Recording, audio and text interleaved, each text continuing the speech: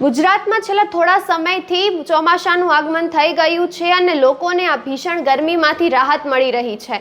તમામ જ જિલ્લા અને તાલુકામાં વરસાદ વરસી રહ્યો છે। ત્યારે આજે વહેલી સવારથી જ જૂનાગઢની અંદર 3 ઇંચ જેટલો વરસાદ વરસ્યો છે। ગિરનાર ક્ષેત્રમાં વરસાદ વરસ્યો છે, જ્યારે ગિરનારના પગથિયા પરથી જાણે ઝરણા વહેતા હોય તેવા દ્રશ્યો સામે આવ્યા છે। લોકોને ગરમીમાંથી રાહત તો મળી છે, પરંતુ રોડ તૂટેલા હોવાના કારણે ત્યાં કાદવ અને કીચડ થઈ ગયું છે। મોટા ભાગની ગલી ખાંચાની અંદર પાણી ભરાઈ ગયા છે। લોકોને વરસાદની ખુશી કરતા તો એ ચિંતા છે કે તે હવે અવરજવર કેવી રીતે કરશે। જૂનાગઢની નદીઓમાં નવા નીર પણ આવ્યા છે અને અમુક જગ્યાએ ઝાડ પણ ધરાશાયી થયા છે।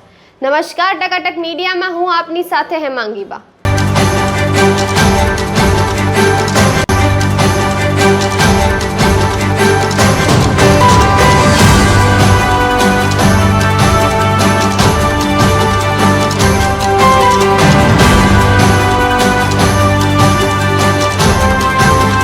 જૂનાગઢ સહિત સમગ્ર જિલ્લામાં 1.5 કલાક સુધી સતત વરસાદ વરસ્યો છે આજે વહેલી સવારથી। ત્યારે જૂનાગઢના મોતીબાગ રેલવે સ્ટેશન રોડ, તળાવ દરવાજા, જંજારાળ અંડરબ્રિજ, એમજી રોડ, ગાંધી ચોકમાં પાણી ભરાયું છે, જેના લીધે ઘણા બધા રસ્તાઓ બંધ થઈ ગયા છે। વાહન ચાલકોને હાલાકીનો સામનો કરવો પડ્યો છે। જ્યારે મહાનગરપાલિકા દ્વારા જે રોડ તોડવામાં આવ્યા હતા અને ઠીકઠાક રિપેર થયા છે, એ તમામ જ રોડ બેસી ગયા છે અને તૂટી ગયા છે, જેના લીધે કીચડ અને કાદવ થઈ રહ્યો છે અને લોકોને સમસ્યાઓ થઈ રહી છે। લોકોને ઠંડક પસરી ગઈ છે, વરસાદ થઈ રહ્યો છે, તેની ખુશી કરતાં વધારે તો તે ચિંતા જતાવી રહ્યા છે કે હવે અમે ઘરની બહાર કેવી રીતે નીકળશું।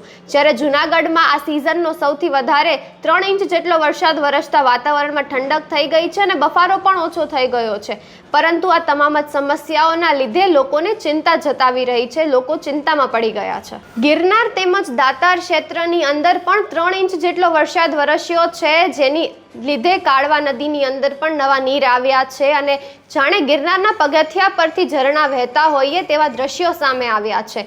વાતાવરણની અંદર ઠંડક થતાં લોકોને બફારાથી છુટકારો મળ્યો છે અને સાથે જ જ્યારે રાજ્યભરમાં આવો વરસાદી માહોલ ચાલી રહ્યો છે, ત્યારે જૂનાગઢની અંદર પણ આજે વરસાદી માહોલ જામ્યો હતો અને આવો જ આગળ પણ તમામ જ રાજ્યની અંદર, તમામ જ જિલ્લા અને તાલુકાની અંદર ચાલશે તેવી આગાહી પણ કરવામાં આવી છે। આવી જ ટકાટક ન્યૂઝ માટે જોડાઈ રહો ટકાટક મીડિયા સાથે। નમસ્કાર।